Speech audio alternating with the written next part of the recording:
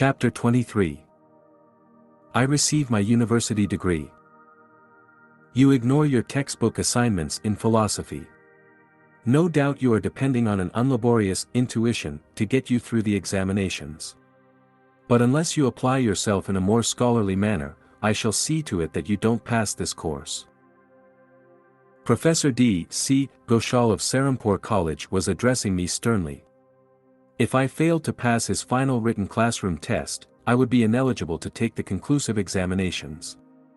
These are formulated by the faculty of Calcutta University, which numbers Serampore College among its affiliated branches. A student in Indian universities who is unsuccessful in one subject in the AB finals must be examined anew in all his subjects the following year. My instructors at Serampore College usually treated me with kindness, not untinged by an amused tolerance. Mukunda is a bit overdrunk with religion. Thus summing me up, they tactfully spared me the embarrassment of answering classroom questions. They trusted the final written tests to eliminate me from the list of AB candidates. The judgment passed by my fellow students was expressed in their nickname for me, Mad Monk. I took an ingenious step to nullify Professor 𝒂𝙗𝒂's threat to me of failure in philosophy. When the results of the final tests were about to be publicly announced, I asked a classmate to accompany me to the professor's study. "Come along, I want a witness," I told my companion. "I shall be very much disappointed if I have not succeeded in outwitting the instructor." Professor 𝒂𝙗𝒂 shook his head after I had inquired what rating he had given my paper. "You are not among those who have passed," he said in triumph. He hunted through a large pile on his desk. "Your paper isn't here at all, you have failed, in any case, through non-appearance at the examination." I chuckled. "Sir, I was there. May I look through the stack myself?" The professor, nonplussed, gave his permission. I quickly found my paper, where I had carefully omitted any identification mark except my roll call number. Unwarned by the red flag of my name, the instructor had given a high rating to my answers even though they were unembellished by textbook quotations. Seeing through my trick, he now thundered, "Sheer brazen luck."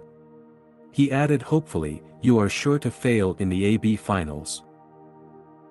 For the tests in my other subjects, I received some coaching, particularly from my dear friend and cousin, Prabhas Chandra Ghose, son of my uncle Sarada. I staggered painfully but successfully with the lowest possible passing marks through all my final tests. Now, after 4 years of college, I was eligible to sit for the AB examinations. Nevertheless, I hardly expected to avail myself of the privilege. The Serampore College finals were child's play compared to the stiff ones which would be set by Calcutta University for the AB degree. My almost daily visits to 𝑧𝙤𝒄𝙠 had left me little time to enter the college halls. There it was my presence rather than my absence that brought forth ejaculations of amazement from my classmates. My customary routine was to set out on my bicycle about 9:30 in the morning. In one hand I would carry an offering for my guru a few flowers from the garden of my Panti boarding house. Greeting me affably, master would invite me to lunch. I invariably accepted with alacrity, glad to banish the thought of college for the day. After hours with 𝒀𝙤𝒄𝙠, listening to his incomparable flow of wisdom, or helping with ashram duties, I would reluctantly depart around midnight for the Panti. Occasionally I stayed all night with my guru, so happily engrossed in his conversation that I scarcely noticed when darkness changed into dawn. One night about 11 o'clock, as I was putting on my shoes in preparation for the ride to the boarding house, master questioned me gravely. "When do your AB examinations start?" "5 days hence, sir." "I hope you are in readiness for them." Transfixed with alarm, I held one shoe in the air. "Sir," I protested, "you know how my days have been passed with you rather than with the professors. How can I enact a farce by appearing for those difficult finals?" 𝒀𝙤𝒄𝙠's eyes were turned piercingly on mine. "You must appear." His tone was coldly peremptory. "We should not give cause for your father and other relatives to criticize your preference for ashram life. Just promise me that you will be present for the examinations, answer them the best way you can.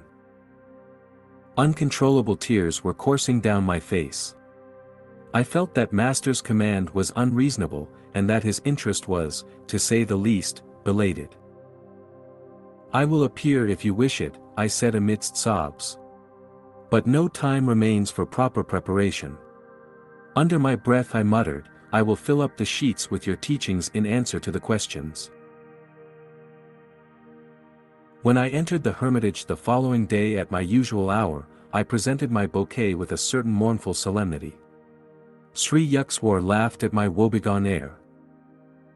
"Mukunda, has the Lord ever failed you, at an examination or elsewhere?" "No, sir," I responded warmly. Grateful memories came in a revivifying flood.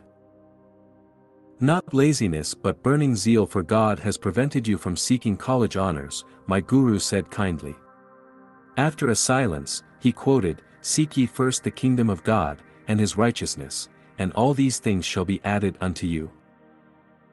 For the 1000th time, I felt my burdens lifted in Master's presence. When we had finished our early lunch, he suggested that I return to the Panti. "Does your friend, Romesh Chandra Dutt, still live in your boarding house?" "Yes, sir." "Get in touch with him, the Lord will inspire him to help you with the examinations." "Very well, sir, but Romesh is unusually busy. He is the honor man in our class, and carries a heavier course than the others." Master waved aside my objections. "Romesh will find time for you. Now go." I bicycled back to the Panti. The first person I met in the boarding house compound was the scholarly Romesh. As though his days were quite free, he obligingly agreed to my diffident request. "Of course, I am at your service." He spent several hours of that afternoon and of succeeding days in coaching me in my various subjects. "I believe many questions in English literature will be centered in the root of Childe Harold," he told me. "We must get an atlas at once." I hastened to the home of my uncle Sarada and borrowed an atlas. Romesh marked the European map at the places visited by Byron's romantic traveler. A few classmates had gathered around to listen to the tutoring. "Romesh is advising you wrongly," one of them commented to me at the end of a session. "Usually only 50% of the questions are about the books, the other half will involve the author's lives." When I sat for the examination in English literature the following day, my first glance at the questions caused tears of gratitude to pour forth, wetting my paper. The classroom monitor came to my desk and made a sympathetic inquiry. "My guru foretold that Romesh would help me," I explained. "Look, the very questions dictated to me by Romesh are here on the examination sheet. Fortunately for me, there are very few questions this year on English authors, whose lives are wrapped in deep mystery so far as I am concerned." My boarding house was in an uproar when I returned. The boys who had been ridiculing Romesh's method of coaching looked at me in awe, almost deafening me with congratulations. During the week of the examinations, I spent many hours with Romesh, who formulated questions that he thought were likely to be set by the professors. Day by day, Romesh's questions appeared in almost the same form on the examination sheets. The news was widely circulated in the college that something resembling a miracle was occurring, and that success seemed probable for the absent-minded, mad monk. I made no attempt to hide the facts of the case. The local professors were powerless to alter the questions, which had been arranged by Calcutta University. Thinking over the examination in English literature, I realized one morning that I had made a serious error. One section of the questions had been divided into two parts of A or B, and C or D. Instead of answering one question from each part, I had carelessly answered both questions in Group I, and had failed to consider anything in Group II. The best mark I could score in that paper would be 33, 3 less than the passing mark of 36. I rushed to Master and poured out my troubles. Sir, I have made an unpardonable blunder. I don't deserve the divine blessings through Romesh, I am quite unworthy. Cheer up, Mukunda. Sri Yukswar's tones were light and unconcerned. He pointed to the blue vault of the heavens. It is more possible for the sun and moon to interchange their positions in space than it is for you to fail in getting your degree. I left the hermitage in a more tranquil mood, though it seemed mathematically inconceivable that I could pass. I looked once or twice apprehensively into the sky. The Lord of Day appeared to be securely anchored in his customary orbit. As I reached the Pantee, I overheard a classmate's remark, "I have just learned that this year, for the first time, the required passing mark in English literature has been lowered." I entered the boy's room with such speed that he looked up in alarm. I questioned him eagerly. "Long-haired monk," he said laughingly, "why this sudden interest in scholastic matters? Why cry in the 11th hour? But it is true that the passing mark has just been lowered to 33 points.